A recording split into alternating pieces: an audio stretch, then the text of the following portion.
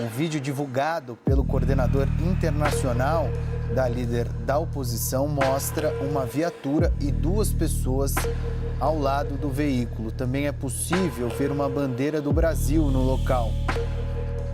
Nicolás Maduro deixou claro que não pretende participar de uma reunião com os presidentes Gustavo Petro, da Colômbia, Andrés Manuel López Obrador, do México, e o presidente brasileiro. Essa decisão foi tomada logo após o agravamento da crise política na Venezuela, que ganhou novas dimensões com a revogação da autorização concedida ao Brasil para atuar como responsável pela segurança da Embaixada Argentina em Caracas. Desde julho de 2024, quando Maduro foi declarado vencedor nas eleições presidenciais, a oposição e diversos observadores internacionais denunciaram o processo como fraudulento. A situação piorou em setembro de 2024, após a Argentina solicitar ao Tribunal Penal Internacional a emissão de mandados de prisão contra Maduro e outros membros do governo venezuelano. Em retaliação, a Venezuela revogou o acordo de custódia que o Brasil mantinha sobre a embaixada argentina, gerando apreensão entre os militares brasileiros quanto ao destino de cidadãos argentinos sob proteção na embaixada. Sejam bem-vindos ao Vida no Quartel.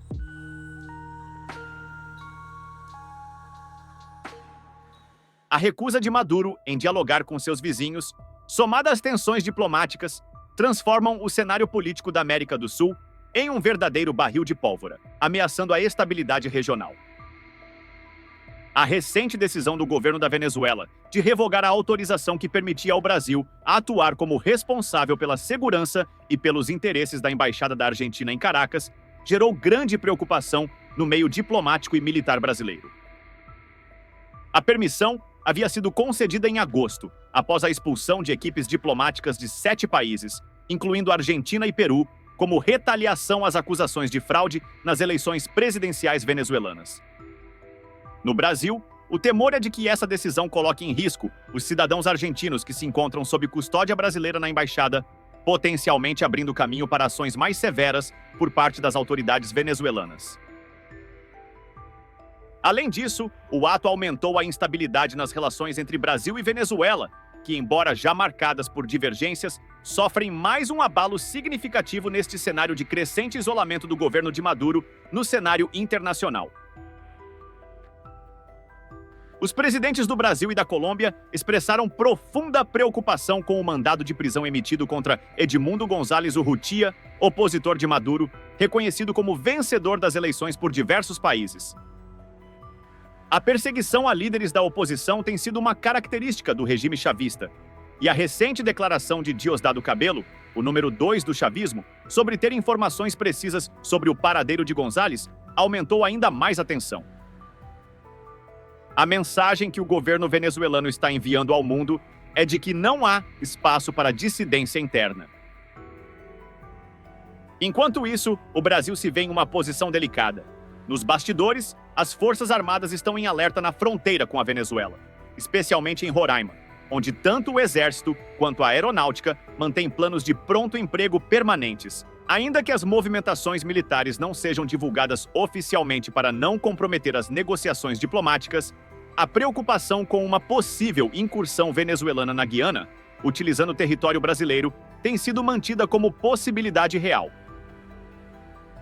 Maduro, fortalecido pelo apoio da justiça venezuelana, que continua validando seu governo, demonstra não ter interesse em ceder às pressões internacionais. A perspectiva de uma reunião mediada por Brasil, Colômbia e México para discutir a situação pós-eleitoral foi categoricamente descartada. Diosdado Cabello, em seu programa semanal de televisão, ironizou o chanceler colombiano, Luiz Gilberto Murillo, que sugeriu a possibilidade de uma reunião virtual com outros presidentes sul-americanos.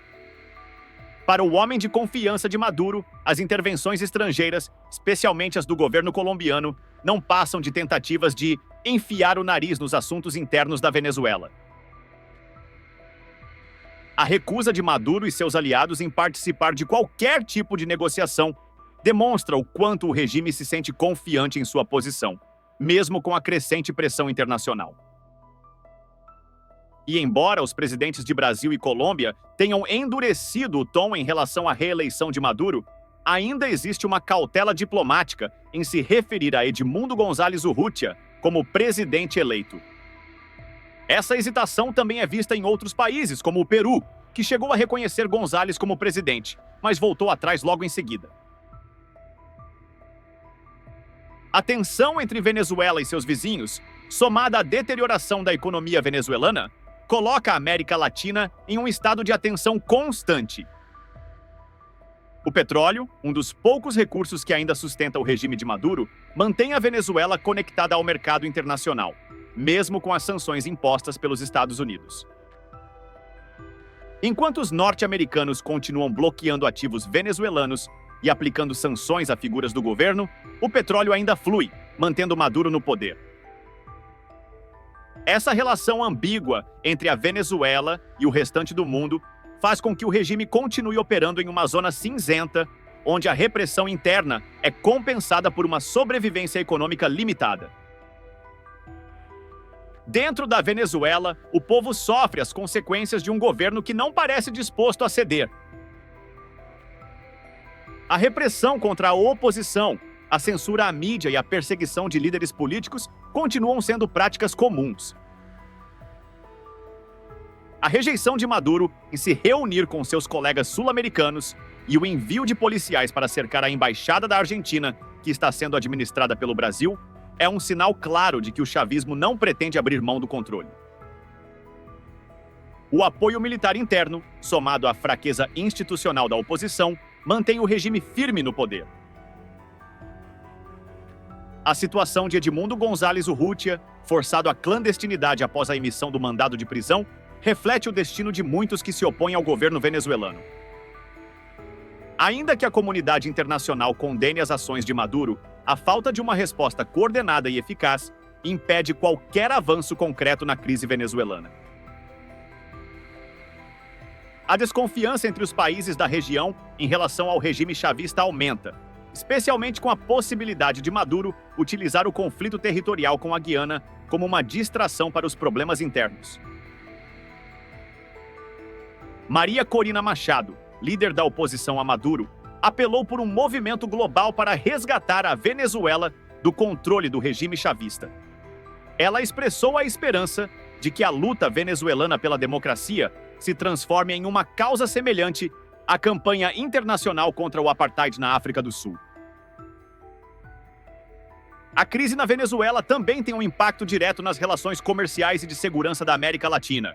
A presença de grupos paramilitares e de narcotráfico nas áreas de fronteira agrava a situação, tornando a região cada vez mais instável. O Brasil, como maior país da América do Sul, se mantém ainda em cima do muro sobre a situação na Venezuela e, dessa forma, vem sentindo o peso de ter uma nação em crise ao seu lado, sem uma solução clara à vista. O futuro da Venezuela, e por extensão da América Latina, depende de como os países da região lidarão com a continuidade do regime de Maduro.